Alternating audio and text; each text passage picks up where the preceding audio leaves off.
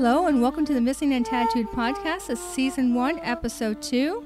For the first case, 2 car fires, 2 car accidents, and 1 missing girl. It's an unsolved mystery case of Kristi Krebs. For the second case, this has been featured on the new Unsolved Mysteries on YouTube. A middle-aged man who's partially disabled that can barely walk a block has suddenly disappeared out of thin air. His car is still sitting in front of his trailer, yet he's gone. It's the unexplained disappearance of Eric Stapleton. Kristi Suzanne Krebs. Kristi Krebs was 22 years old when she disappeared from Fort Bragg, California. Kristi was last seen leaving her job at Round Table Pizza on August 9, 1993, but she never arrived at her home and hasn't been seen again. Kristi's red Toyota Tercel was discovered burned and abandoned in a shallow creek in the McKeecher State Park. Her bra, panties, wallet, and driver's license were found inside the car, although her car stereo was missing. Her soaking wet work clothes were found neatly folded on the back seat. There were small traces of blood on the dashboard and in the front seat. Also found on the front seat were shredded identification papers. A few torn-up photographs were scattered nearby. Authorities think before she abandoned her car that Kristi had changed into a gym outfit that she kept with her in the car. A woman matching Kristi's description was seen hitchhiking along Highway 20 out of Fort Bragg shortly after her disappearance. Authorities have been unable to confirm whether it's Kristi or not. Bizarrely, this is the second time something like this has happened to Kristi. Only 3 years earlier, in 1990, she had gotten her car stuck in the mud, and while trying to get it unstuck, it suddenly burst into flames. And this is exactly what happened this time. The morning after the first incident, railroad workers saw Kristi dazed and disorientated wandering along the tracks. She was diagnosed as suffering from a psychotic, trauma-related breakdown.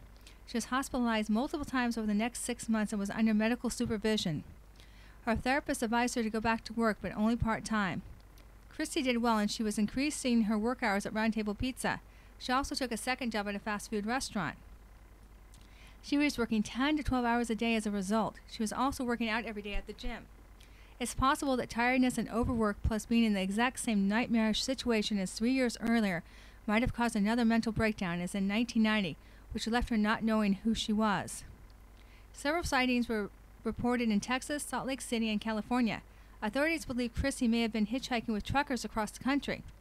Foul play is possible. When Kristi disappeared, she was 22 years old. She was 5 foot 2 inches tall and about 140 pounds. She had brown hair, blue eyes. She speaks with a slight lisp. Her nickname is Chris. She has a right thumb that's deformed. It's thick at the knuckle, and the tip of her thumb curves inward. She has several large moles on her neck below her right cheek. Her ears are pierced. When she was last seen, she was wearing a royal blue shirt with the Round Table Pizza logo imprinted on the left front side and baggy blue or gray jeans. She's possibly carrying 2 duffel bags. The authorities believe that she's suffering from a mental disorder with symptoms similar to amnesia. If you have any information or have seen Kristi, please call Fort Bragg Police Department at 707-961-2820. Eric Stapleton. Eric Stapleton is a 58-year-old man that disappeared May 18, 2014 from Quartzsite, Arizona. Eric is a free spirit that always had a motorcycle until recently. He likes to smoke cigarettes and likes his beer. Eric was reported missing after he failed to report to work on May 21, 2014. Eric had gone over to a friend's house on the night of May 17, 2014. He ended up coming in much later than he normally would. On May 18th, he spoke to his apartment manager that lived nearby and asked him if he had disturbed him when he came in. That was the last time anyone saw him. On Tuesday, May 20th, his work friends became worried because he hadn't shown up for work, so they decided to go over to his trailer to look for him.